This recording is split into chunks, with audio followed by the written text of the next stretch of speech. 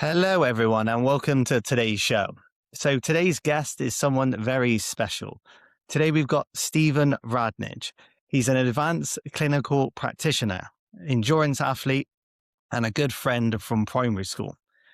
He's recently moved from Bristol to Glastonbury, found love, and is training for two up and coming ultras, all while balancing a demanding healthcare career and a very healthy passion for snowboarding that we'll talk about later.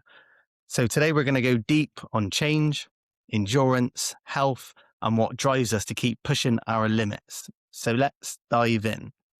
So Steve, tell us a bit about your journey and how you worked your way up to being an ACP, please. Sure. So I qualified as a nurse 20 years ago this year. And kind of poetically, I'm hoping to complete my master's degree this year, 20 years on. Oh, wow. So it's been the master's degree bit, it's been a slow process, kind of moved out of nursing and ward nursing and management to working as a nurse practitioner in the hospitals about 10 to 15 years ago, about 10 years ago. And yeah, started my postgraduate modules in uni to work towards my master's and enabled to me to examine patients, diagnose, order imaging, order tests, prescribe drugs, and yeah, kind of work at a more autonomous level. And now I work, about 6 years ago, I moved from secondary care to primary care. So now I work in a GP practice as in new title, it's Advanced Clinical Practitioner. It used to be called Advanced Nurse Practitioner. And the reason it's changed is because you don't have to be a nurse to do it. For example, in our practice, we've got a chap who is paramedic by background and he does a really similar job to me. Okay, so how did you move from Bristol down to Glastonbury? How did that come about? And what's it been like building a new life and career down in Glastonbury? Well, it was all for a girl, wasn't it? So I grew up in Bristol, as you know, did my undergraduate training to be a nurse in Bristol. Mostly worked in Bristol hospitals and then in primary care. But all the while, I met someone and yeah, we wanted to get a place together and I'd always lived in Bristol, fancied a change. She's from Somerset, so moved to Somerset. And I think about nursing is you can do it anywhere. Nursing is nursing, really, isn't it? Yeah. Yeah. My wife's a nurse as well, as you well know. And she's always said that. Obviously, our move here to the Isle of Man was made very easy. Being a nurse, you can work pretty much wherever you want in the world. And my move was much easier than yours. It was much smaller. It's an hour down the road with good traffic. It doesn't take long to get up and see friends and family. Yeah. Yeah. That's one problem about living on the Isle of Man. Yeah. It's not living in Australia or New Zealand. You're not living on the other side of the world, but it is a pain in the ass to get on and off. And when ferries aren't running, and especially in the winter at the moment, it can be a bit of a pain. But obviously, you're only up the road from your family and friends anyway, so bit of a nightmare there on that M5 in the summer. So So your role as an ACP, Steve, yeah, how does that compare with being a GP? Just for context yeah. for my listeners, please. The best way I could answer that is just to tell you the way that we work. So most of our requests for appointments or requests from patients to have something done, a problem solved, they go into a shared clinicians list, and a team of clinicians, be it GPs, trainee GPs, and ACPs like myself, we work from the same list. So there's very few things that I would give to a GP because I can't do them. So Mm, one of them being sort of pregnancy-related problems, things like that. right. Okay. What's one thing that people get so wrong about heart health? Because I know you specialize in heart health. Yeah. So I think it's misconceptions about risk. So primary prevention of coronary artery disease, so that means preventing angina and heart attacks if you've never had one, is about risk reduction. I know no single action will mean that you don't have a heart attack, but being healthy across the board, weight loss, stopping smoking, cutting down alcohol, moderation, cutting down or moderating alcohol, regular exercise, it will greatly reduce your risk of a heart attack or stroke. Patients often quote something like, I'll be okay because my mum smoked all of her life and she didn't have a heart attack. Well, that's great. She beat the odds. Doesn't mean you will. You mentioned moderation there. Lots of people that I speak to say it's a myth and you should either go one way or the other. What do you think about moderation? I mean, so many people that I speak to say everything in moderation, whether that's drink, whether that's food. all of the bad stuff. So what's your take on moderation? Of alcohol. Yeah, well, alcohol, food, yeah. Well, it requires some willpower and discipline, which I think is why some people struggle. And it is difficult, especially if you've fallen into the habit of drinking regularly. And a lot of people who drink regularly, they're not alcoholics. They don't get drunk every day, but it's just nice to come home from work and have a beer and a glass of wine, isn't it? It's so easy to do. But there comes a point in your life, usually, where you think, I don't want to do this anymore. And you have to make a choice. Lots of people choose to give it up because for them, that's the best way forward. I chose to moderate. Actually, I haven't gone teetotal. Autumn last year, I drastically cut down the amount of alcohol I drink. And I really look to do it by cutting down when I drink. So for me, since autumn last year, it's been Christmas, birthdays, holidays. I haven't really drank much outside of that. I think it was one of the podcasts you put me onto, actually. It was Andy Ramage. He talks a lot about middle lane drinkers. That's right. One of his podcasts, or he was a guest on somebody else's, he said, this is his advice. It isn't for alcoholics. If you are completely dependent on alcohol, this isn't for you. If you are an inside lane drinker who only drinks a few times a year, this isn't for you. This is for people who drink regularly and want to quit, want to do something about it, but can't. And his advice is to stop, much like yours is. And it was, listening to one of his podcasts, why can't I aim for left-hand lane and try that? So it took me a few attempts to get it right, but yeah, at the moment I'm quite happy. I feel pretty good, and yeah, weeks go by, I don't drink, and I think the last time I had a drink was on holiday. Yeah, I think so many people that I speak to that are into not just ultras, whether it's marathons, whether it's sort of endurance events, so many of them do say that alcohol affects the recovery, but I know we'll get on to that later. A lot of people that I speak to, they've quit alcohol and they say, it's really, really improved health wise, whether that's in sport or whether that's in endurance events. But we'll definitely get on to that later. Is there anything that you miss about Bristol, or has Glastonbury worked its magic? So there's no magic in Glastonbury. There's plenty of witches and fairies, but I don't think there's any actual magic. And you can't throw a stone without hitting a crystal shop. I don't miss Bristol because it's not that far away. And like I said earlier, I can easily see my friends and family. It's not such a huge change in my life. I haven't really uprooted that much. I like living in a rural area, although I lived on the outskirts of Bristol before. There's a lot less traffic and it's just less busy here. And the practice I work in is in Glastonbury, so I can walk to work, which takes about 10 minutes. So good work-life balance at the moment. Yeah, I remember you saying when you first moved down that you could walk to work. And for me, moving to the Isle of Man, where it's very rural, and just yesterday, well, we actually hit some traffic in some roadworks, and it had been seriously, it'd been months since I hit any real traffic, and I was stuck there for about 5 or 10 minutes, and I was like, oh my God. I used to do this every day in Bristol, but yeah, you sort of get used to your surroundings, don't you? And you soon settle in. It's quite funny. I drove up to uni on a Wednesday morning from Glastonbury a few weeks back, and I think I had to be there for about 8:30, and it took me 2 hours to get there from Glastonbury, and it's normally a 1 hour journey, just because and the majority of that time was spent just getting into Bristol and getting to uni. Yeah, that's right. Yeah, I don't miss that traffic. That is for sure. I know you love dogs as well, Steve, and we've recently just got a new puppy, which is driving all of us absolutely mad. It's one of those unteachable lessons. I think you can never really prepare yourself for getting a puppy. Have you got any tips for a new puppy owner, please? Don't compromise on basic training. Start training straight away. Some people advise you don't need to, but you should. It will make for a better behaved dog in the future, and it's not learning for them. It's fun. You can make training fun. You can make it rewarding. You can reward them with treats, with toys, and they're never too young to start learning. Really, you start training them with toileting as early as you can. So why not other things? Don't allow puppies to do things when they're small that you wouldn't want them to do when they're a big dog, because habits can really hang around, especially like jumping up on people. More relevant if you've got a big dog, but nobody really likes dogs jumping up on them. Training is really good for stimulation, and bonding as well. It helps improve your relationship with the dog. And if you've got a good relationship, they're more obedient. consider socialization classes. We did that with ours, and it was really good just for getting them used to other dogs from a young age, and it means that it's less reactive later in life. That's it. Yeah, we're looking into puppy classes at the moment, but we're just waiting for the injections to clear. But yeah, we're in that sort of limbo stage at the moment where we can't go out. She can only go out in the back garden, so it is tough at the moment.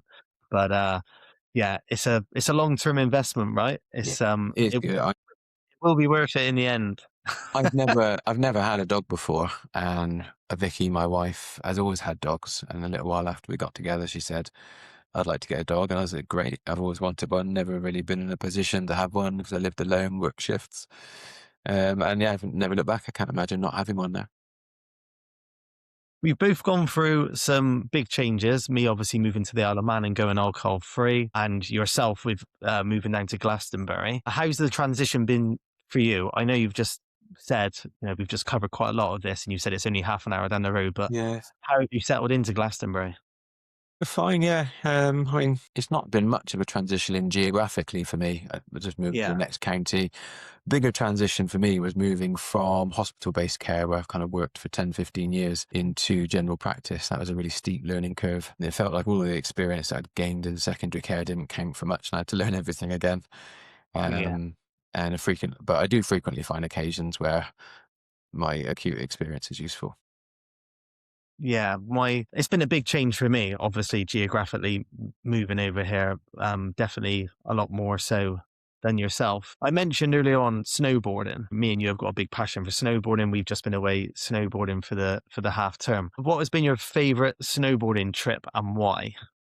Probably your stag do. Um, because it was so long ago that I was much younger and everything was a bit easier. God, you're not that old, mate. Don't write yourself off yet. So, what do snowboarding and the endurance events that we've been speaking about? Like, what do they teach us about resilience and risk? Now, for me, I've always said to you, obviously, I've got a physical job. I'm a gas engineer by trade, so I'm always a bit, I'm a bit wary about breaking bones and coming off and stuff like that. So I'm always a bit yeah, I hold back a bit. What is it? Is there any link? What does it teach you? And yeah, what does it teach us about resilience? But like you said, I think the obvious risk with winter sports is injury, and it's a big deal for most people, but even bigger deal if you have a physical job like yourself, or more so if you're self-employed as well. I think one of our friends broke his wrist snowboarding a few years back, and Yeah, that's right. he was quite frustrated about that. Not so much because his wrist was broken or because it was hurt, because he was worried about how it would affect his work. Yeah, yeah, that's But right. It was Chippy. I remember. um, Yeah, Ethan, wasn't it? Was it Ethan? that's it. Chris. Yeah. I Yeah, suppose, we went away, I'm sure you don't mind me saying on the podcast, but we went skiing a few weeks ago in France. And on that trip, there was the best snow we've had in years. But you can have too much of a good thing and it increases the avalanche risk. And that was much more apparent on that trip than any other trip we've been on, I think, to the point that you're hearing in the media about people that have died in your resort in the last couple of weeks. And when you're out skiing, you wouldn't have known it. But yeah, it's just, it really kind of brings home the power of nature and how you have to respect it. And yeah, I mean, the key thing with winter sports is going off piste, isn't it? If you stay on the piste, you're pretty safe with avalanches. my wife kept on saying to me, like literally every night that we were back in our cabin there, she was saying, have you seen that someone's died in the next resort and they've had another avalanche in so and so? And I'd be like, what, really? But yeah, it really brought it home because there was so much snow in the Alps while we were there. I think it's the best season that we've ever seen for sure. And with endurance sports, I think you get less risk, especially of traumatic injury. But yeah, if you overtrain, you can get stress fractures. Other training injuries are possibilities, but they're usually less traumatic. Things like tendonitis, pulled tendons, things like that, pulled muscles, achy joints, especially as we get a bit older, your joint pain is going to take a little bit longer to resolve after longer runs or faster runs. Endurance sports teach us more about dedication and time management, I would say. Both help us to believe that we can achieve more in sports or in our family and professional lives, just like learning a new skill like skiing or boarding, or pushing yourself to do the next distance in a running event or a triathlon. And distance is relative as well. So like a non-runner will get the same sense of achievement from completing their first 10K or half marathon as I will from my next ultra, because it's a new distance to them. And if they don't have any running fitness, they may need to invest the same amount of time training for it as well. Yeah, yeah, yeah. No, it is a brilliant point. Uh, why do you think ultras, Ironman, why do you think these events have taken off so much in the last 10 years? So I think that endurance events have become more popular over the last 10 years because of increased awareness of events being put on. More people share their challenges and achievements on social media. People take a lot of inspiration from things that they see of other people doing stuff on social media. Whatever your interest is, whether it's running, baking, motorsport, doesn't really matter. It's a source of inspiration for loads of people. Um, Running does well in growing new interest due to its simplicity and ease of access. So anyone can get a pair of trainers and go for a run. I mean, park run has generated massive amounts of interest in people new to running. Park run, I think they've celebrated their 20-year anniversary recently. But for the first 2 years that they were in existence, there was only one park run in the country. And now there are 850,000 odd. There's like 4 million registered runners for park run. So it's just grown huge. And when you front load a sport like running with loads of grassroots programs like park run, inevitably some of these new runners are going to progress on to do the longer distances. You'll see an uptake in running events across the board, on road, off road, long, short, obstacles, muddy ones, team events. Yeah, it really has boomed so much in the last couple of years. Do you not think it's because we're becoming a lot more comfortable now with technology, and we're sort of thinking we're not getting out into nature, and we're not getting out enough, and we're wanting to push ourselves, push our limits? Oh, it depends on your Yeah, school of that- thought. Depends on your school of thought that you go with, because depending, you could ask different people that question and get a different answer. I think yeah, lots of people yeah, will say that technology is making us too comfortable and we don't go out as much, especially the younger generations, whereas years ago we'd be out more. But on the flip side, it's much easier for me to find my next run with a PC in front of me and the internet and like running databases.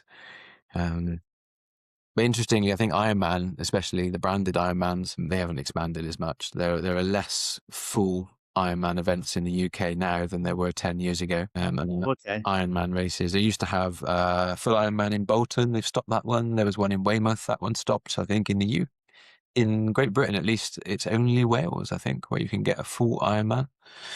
These yeah. days, you have to go further afield if you want to do a full Ironman and you don't want to go to Wales, or if you've already done Wales. Um, but I mean, remember, Ironman is just one brand that hosts a long distance triathlon. There are others. It's just been such a successful brand that most people associate it with the distance now. It's just become synonymous with a long distance triathlon. And I think triathlon as a sport, aside from Ironman, is growing in popularity and availability. But unlike running, triathlon requires a bit more investment. It's not just trainers and shorts and a vest. You need a bike, the most expensive part. Wetsuits aren't cheap, tri-suits, all the rest of it. So yeah, you just got to be a bit more committed to want to get into triathlon, I think. It's the time as well. Everyone I speak to who do triathlons, they always say, the bike, you've got to invest so much time in Yeah. going out on the bike. You do, especially for the longer ones, and you've got 3 disciplines to train for. So, I mean, put simply, it's 3 times as much training as just training for a run. What is your own relationship with pain and discomfort in training like then, Steve? My relationship with pain and discomfort in training, well, you have to stop me prattling on for too long about this. I absolutely love it. I mean, my limiting factor in training is I work full time. Of course, I've got the usual life commitments that other people have too, but the real thing that stops me investing more time in training is I've got to go to work. So I would do it almost every day. I'm so happy running, cycling, swimming. Training for Ironman takes a lot of hours out of your week for many months. When I've done Ironmans, I think I allocated around 15 hours a week for 6 months leading up to the race. Oh, And for that reason, I was putting off doing a second Ironman for a while. We moved to Glastonbury, as you said earlier, and we were working on the house. So, like I said, the same pressures and stresses and things that take up your time that everybody else has. And on that subject, it's quite important to discuss a commitment of training with your partner as well, because it's a good idea to get them on board with it, because you're going to be less available during that time. And I think it absolutely should be a shared decision. One, because it's the right thing to do, but one, because it's the right thing to do. And two, because it's just makes your life easier. yeah. My brother-in-law's done a couple of full distance triathlons, Ironmans, and my sister's always saying, yeah, he's always training, but he can juggle it quite well with his job. He works from home and he does a lot of his bike stuff in his garage. But I know it just it really can take over your life, can't it? Yeah, I try and alternate year on year. So if I've got uni work to do one year, I won't sign up to any major events. Like last year, I was doing my dissertation, so that took me 8 months to do that. So I didn't sign up to any races or triathlons. I mean, I can hand on heart say that one of my only regrets is that I didn't get into one of the core triathlon sports at a young age, which might have given me a chance to making a career out of it. If you read about Alistair or Jonathan Brownlee or Lucy Charles Barkley, she's a professional British triathlete, and she's also Ironman world champion. And they talk about their teenage years spent in swim clubs and cycle clubs. And I've never come across a good elite runner or triathlete who was good at their hobby and turned it into a career. You've got to really you need those pushy parents to get you into it at a young age. Yeah, yeah, yeah. It's going back to discipline, isn't it?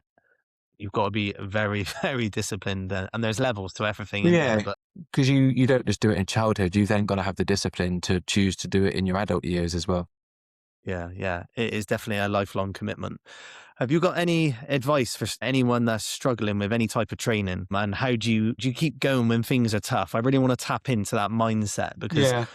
so many people, the normal person, like Joe Blogs on the street, mate, they would do a run, they would do any sort, yeah, whether that's a swim or a bike ride, and they'd be like, sod that and give up. What what makes you guys different? Why do you push through? I think if you want, one, you've got to want to do it to start the process of finding motivation to do it. And then I think you need to give thought to, what's going to help you. So we're all different. I mean, some of us do better in groups or clubs. Some do better alone. If you're the latter, would you benefit from having some one-to-one coaching sessions to get advice on your training? I'm quite basic with my approach. I recently read a book called Science of Running, and it's really helped me to make some further marginal gains in my ultra training. And I've been doing it for years. One of my best gains recently is just really simple, just including some leg strength work in the gym. So this time round, I've been including that. It doesn't really make you go any faster or further, but what it really does is it massively improves your recovery from the longer runs. So you can knock out a 20-mile training run and you're not going down the stairs sideways for 4 days afterwards. And I find that's the real benefit. Yeah, yeah, definitely. Oh, yeah. I remember those long runs back in the day when I was running marathons, and walking the next day is an absolute killer. Those stairs. It's so So, simple, can you? and I would know it's so simple, and I would never have really thought of doing it. I didn't think doing strength exercises or weights on the legs in the gym would really help with running, but yeah, it's really been a game changer for me. Been a game changer in terms of recovery. You can recover quicker and get Yeah, without. exactly. That's it. So yeah, I didn't say that, but if you can recover quicker, you can train more, and then that improves your speed and your endurance and distance. It's just compounding your training better. Yeah. Yeah. Steve, can you break down what alcohol does to your blood pressure and cholesterol in plain English, please? Yeah, sure. So I suppose if we're talking about the effect on your blood pressure, I'd break it down into the acute phase and chronic phase. Acute phase meaning when you drink, say, 3 or more drinks in one session, it starts to affect the nervous system. It causes vasoconstriction of your blood vessels. So your blood vessels become smaller, tighter. This increases your blood pressure short term. And remember that, I think according to the National Institute of Alcohol Abuse and Alcoholism, 4 drinks or more in a short period of time is the definition of binge drinking. So have we all been guilty of that at some point? Probably. So that's the short term. It just makes your your arteries more so than your veins constrict, so that it raises your blood pressure. And then you've got the chronic consumption of alcohol. So if you have alcohol regularly, if you're one of these middle lane drinkers who's drinking every day or every other day, and you're not getting pissed, but you're drinking enough, and it inhibits the brain receptors that regulate your blood pressure. So throughout your body, not throughout your body, but in various places of your body, like your heart and your aorta, you've got these little pressure sensors, a bit like that sense for barometric changes. And they send signals to the brain, and then the brain regulates the blood pressure through constriction and dilatation of your blood vessels. And the alcohol inhibits that nerve pathway, so it doesn't work correctly, and basically your blood pressure is higher as a result of it. So therefore, reducing your alcohol intake or quitting drinking allows your body's nervous system to return to a natural status quo. You can see positive effects of this after just 3 to 4 weeks of quitting drinking. So if you're having a conversation with your GP about having high blood pressure and you think you drink too much, then you probably do. And quitting drinking, you'd only have to wait 3 or 4 weeks to see improvements in your blood pressure. One of our close friends, I was talking to him recently, and he was taking a break from booze. I know a lot of people have been recently, especially with dry January, and he said it massively changed his recovery. I said, "Oh, why aren't you drinking?" He said, "It's simply because I'm training for this event, and I know when I don't drink, I can get a lot fitter, faster, and I can recover, like you just said." Well, Makes a yeah, big I difference. can tell you more about that after I've answered the other part of your question about the effects on cholesterol. Okay, yeah. So on the cholesterol side as well, Steve. Yeah, so I mean, alcohol puts your cholesterol up. And I suppose it's worth just saying that most of the time when I'm having conversations with patients about their drinking, it's not because they've come to see me because they're an alcoholic and they want to get into AA or the local alcohol abstinence service. It's just because it's come up in conversation because they've got another health problem, like they've had a health check and their blood pressure's high, or their BMI is high, or they've got diabetes, or their cholesterol's high. And that's our kind of one of our bread and butter health promotion conversations that we have with patients. And yeah, cholesterol is a really common feature in it. People always ask what their cholesterol is, and most people know it should be 5 or below, but your total cholesterol in your blood test is calculated from 3 different results. So when we review your cholesterol, we look at the whole lipid profile. So in that, you've got total cholesterol, you've got HDL cholesterol, which is the one people call good cholesterol, and your LDL cholesterol, which is the one people call bad cholesterol, and triglycerides, which is a different type of fat.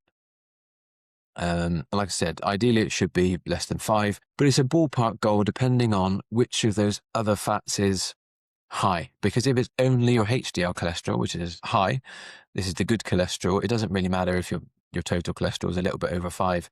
But if it's because your triglycerides and your LDL are high, that's bad, because those are the ones that will actually do you harm. So I don't want to go on too much about the kind of science of it, and that I don't want to get bogged down with medical jargon, but that's the crux of it. Of the different fats I mentioned, triglycerides are the one commonly affected by alcohol. So as alcohol increases your triglycerides, they will then increase your total cholesterol. And the reason that's bad for you is, like most things we consume, food, drugs, alcohol, they're metabolized, which means broken down by the liver, and then they're later excreted by the kidney. And the liver breaks down alcohol into fatty acids. These then combine with glycerol to form triglycerides. The reason we have these is triglycerides are one method of the body storing energy for use later.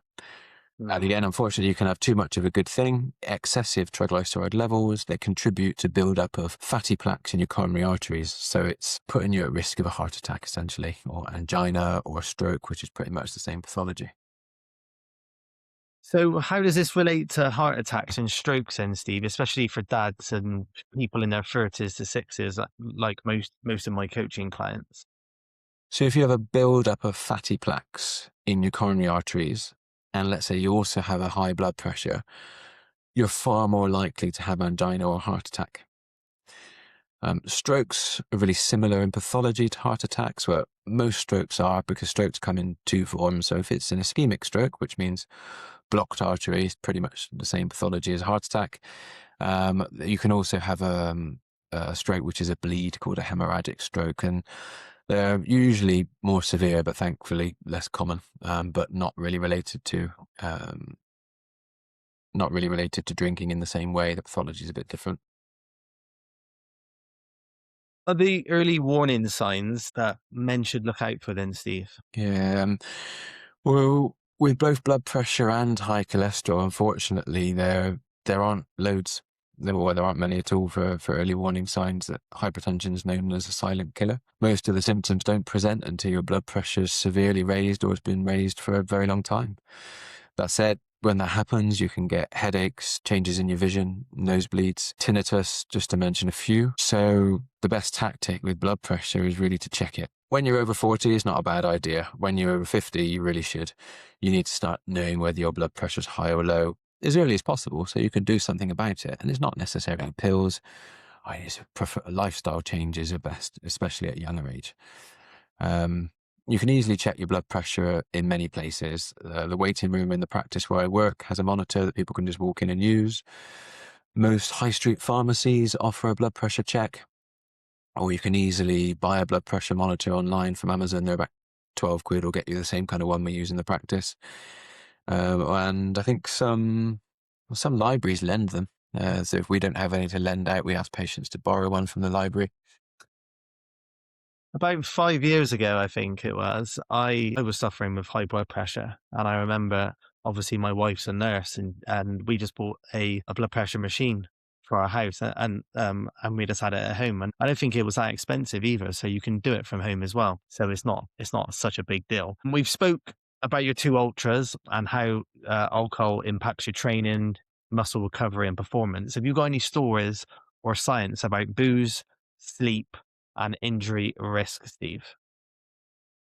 Stories, not so much, but I mean, tendon injuries and tendonitis are more common in people who drink alcohol often. This is related to the acetaldehyde. It's a pro-inflammatory agent. It comes from alcohol through two different methods. It's in the alcohol because it's part of the fermentation process. And you also get some in the metabolism of alcohol in your liver. What changes have you noticed in your own performance since coming back from booze then, Steve? You've mentioned before recovery. Are there any other things? Is your sleep better maybe? What I found when cut back on booze is my diet became a lot better because I used to eat a lot of crap as well when I was drinking. Yeah. How has it helped you since cutting back last year? So yeah, sleep better. One of the reasons I wanted to cut down drinking is because as I get older, the alcohol disagrees with me much more. Gives me a headache before I've even gone to bed. Red wine, as much as I loved it, it would give me bad tummy if I drank more than 2 glasses. So sleeping better for that reason, just because you don't have a headache or a bellyache. But as you know, if you can go weeks and months without alcohol, your sleep pattern just improves. It's really good for your sleep hygiene, is a phrase that we use a lot in work, because sleep hygiene refers to all the things you can do to improve your sleep, and removing alcohol is one of them. Other things I've noticed, I think my last year, my Garmin was telling me that my heart rate variability was actually quite low, which I thought was odd for the amount of exercise I do. But since I packed in drinking, it's almost doubled. I was down in the 20s before, and now I'm in the 40s. Yeah, that was a big thing for me when I quit. And obviously, I got my health watch now. My heart rate variability has changed so much. And I was the same as you, mate. I absolutely loved red wine.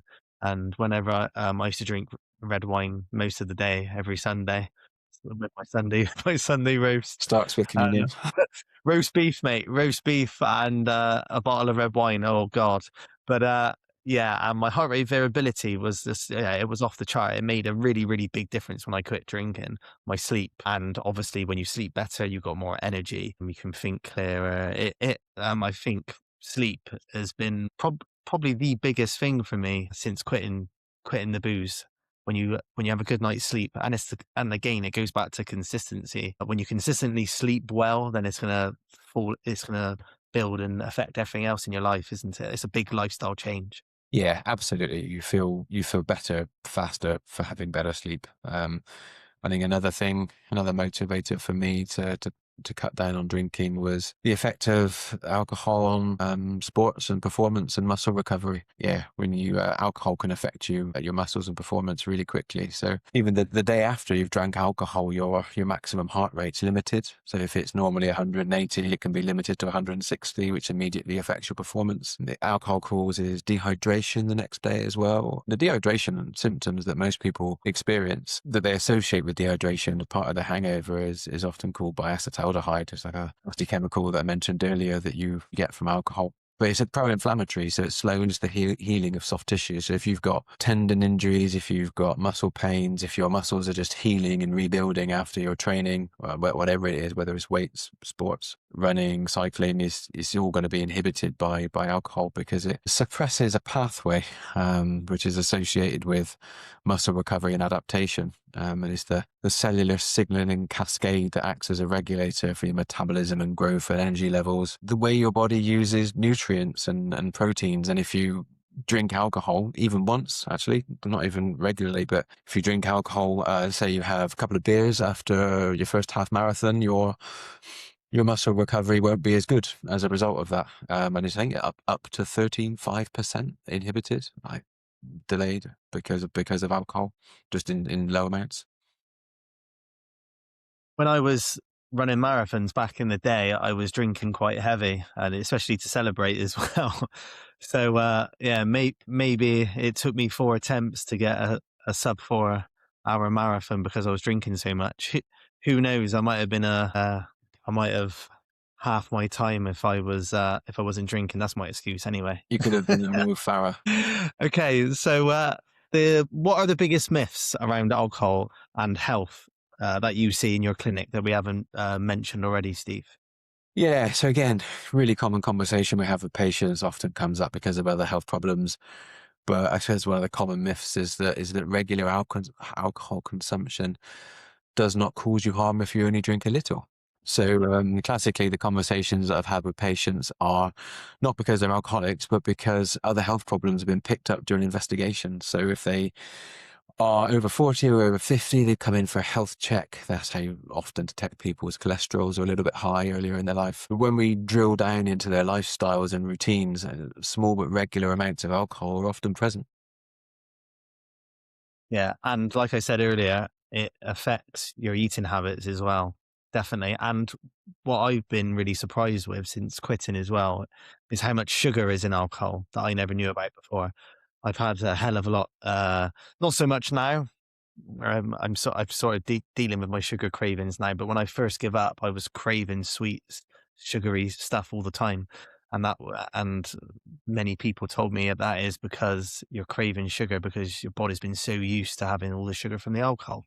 So, And yeah, you also tell yourself that you're allowed a treat because you've given up alcohol, so it's of okay. course, of course, yeah, Smashing a whole chocolate bar on an evening whilst watching telly. yeah, that's it, yeah. Well, you just you swap the addiction from one to the other. So, for busy dads juggling work, family, and fitness, what advice have you got for protecting your heart health and performing better?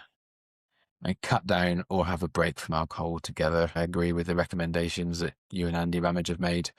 3 months is best, and especially if you want to see real improvements. That's when you really feel the benefit in your sleep routines and in your concentration during the day as well. So 3 months is a good aim to aim for. And things like dry January and Stoptober, they're good, but I think we could aim for better. And a lot of people I know who do dry January, they're already stocking their fridge with alcohol ready for the 1st of February, like before January's over. And it just really undermines all their hard work that they put in January. So I think my advice would be do dry January, roll it into February and March. And then if you want to completely quit drinking, then you've got the foundations there to do that. If you don't, then it's going to be easier to really limit your drinking of alcohol when you've had 3 months off rather than just plowing through a case of wine because it's the 1st of February. Other advice is there's no substitute for regular exercise. It doesn't have to be running. It can be anything, whatever flips your switch, swimming, classes, spin classes, going to the gym, anything really. Make sure you maintain a healthy weight. And you will do that if you do regular exercise and cut and stop drinking. Your weight will improve anyway if you're overweight.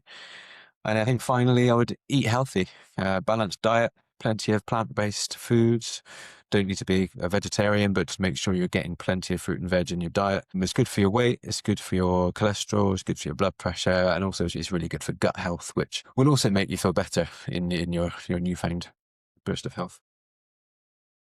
Going back to exercise, Steve, I was reading a post the other day and they were saying about if you could buy a drug that increased your mood, helped with anxiety, helped with depression, boosted your self-esteem, boosted your brain function, help you sleep better, and help you live longer, would you buy it? And of course, everyone's 100% yeah, and that is exercise. It is literally the best thing for you. And it's crazy, isn't it?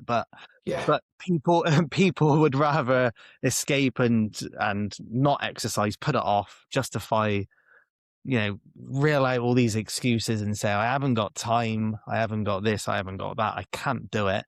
And they won't go to the gym. But like you said earlier, running is free.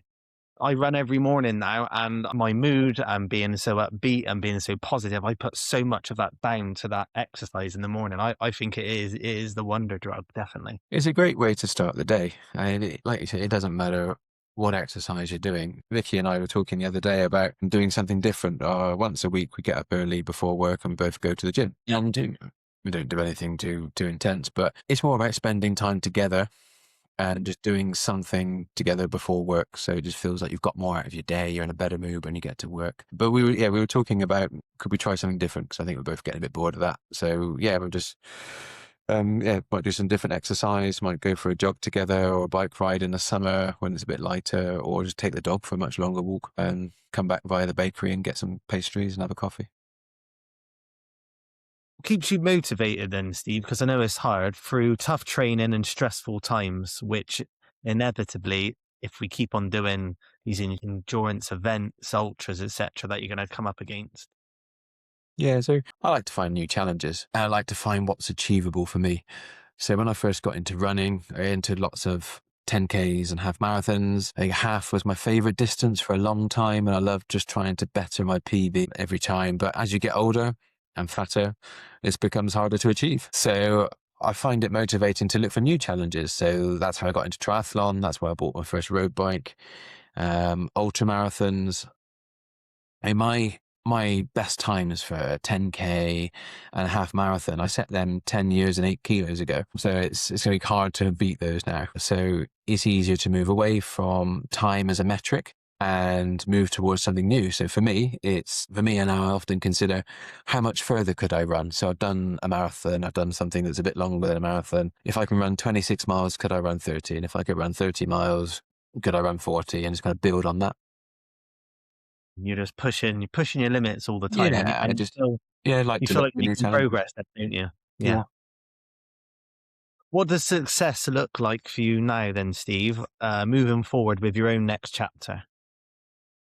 So the longest run I've completed to date is a 47-mile ultra. So the 2 ultras that I've entered this year will be the first time I've broken either of those distances. So the first one is in April. It's 50 miles. I entered this one in 2020, but it was cancelled because of COVID, and I've been keen to go back and do it ever since. And then the second race is in Wales, and that's 60 miles. So the other good thing about 60 miles is it's considered a bit of a milestone in the ultra marathon world. So it's 100K. So it's a good milestone to achieve in ultra world. So I think that'll scratch that itch for a long time. Professionally, I'm really close to completing my MSc, which is a master's degree in advanced practice in healthcare. And it's been in the pipeline for a long time, and I'll be really chuffed when I've completed that. And all being well, when I've completed this module that I'm doing now, should be this year. Brilliant. Fair play. Congratulations. Is there any one book or a podcast? We mentioned a couple of different podcasts, or a habit that you found that has helped you? Yeah, I think a book, definitely. So I think one of the first books I read about running was called Born to Run by Chris McDougall. So it was published in 2010, and I think the book starts in the early 90s, and it's this... it's about, I think it was like an Indian from a tribe in Mexico called the Tarahumara, and he was in his 50s, and he entered and he won a prestigious 100-mile ultramarathon in America wearing only sandals and a toga. So no fancy trainers, no fancy kit. And this happening triggered the author, Chris McDougall, who's a sports journalist by background, and a small group of elite runners to seek out the tribes, spend time with them, learn about their story and history of running. And the book contains other stuff too: history of running, science of running. It's one of my top 5 books of all time, not just running books. It's fascinating and inspirational. The people that are in it, I didn't know who they were at the time, but then when I came to know more about ultras, you kind of recognize the names and think, they were in that book. They went to Mexico. They ran with the Tarahumara Indians. It was really cool. And I took a lot of inspiration from that book. And it's just really well written. It's just a really good book. Knowing everything that you do now, Steve, have you got any advice, or would you give any advice to your younger self? Yeah, well, like I said earlier, one of my only regrets is not getting into like a core triathlon sport at a young age. So my advice would be, forget about drinking cider and chasing after girls in the local village disco, and go and join a cycling club. Start younger. Easier said than done when you're that age, though, Steve, right? Yeah, I don't think young Steve would have listened. No, no, nor do I. Have you got any final words for dads or blokes facing big changes, Steve? Yeah, I think I touched on this earlier, but I would just discuss your goals with your partner. They might have similar goals, in which case you can share that journey together, and then you've got somebody on board you can support each other. More often, they don't want to do the same things you do, but it's still good to get their support if you're taking on large volumes of training. If you're a single parent, reach out to other support networks that might be available to you. If you've got family or friends, and they can be a good resource in enabling you to take on new challenges and to give you a bit of support. Well said. So thank you so much for coming on today, Steve, and giving up your time and sharing your real honest story that you've been building up. It's years of health, knowledge, and experience. You didn't have to do this either. You've got nothing to sell or anything to promote. So you've done it purely for the love and helping others, Steve. So I really appreciate it, mate. So big up yourself. I know this episode is going to be valuable to a lot of my listeners, and I've learned a ton as well. So thank you again. And I'm certain your insights and help are going to help a lot of people moving forward with their own next chapter. You're very welcome. I've enjoyed it. It's been fun. Thanks, Steve. Thanks, Luke.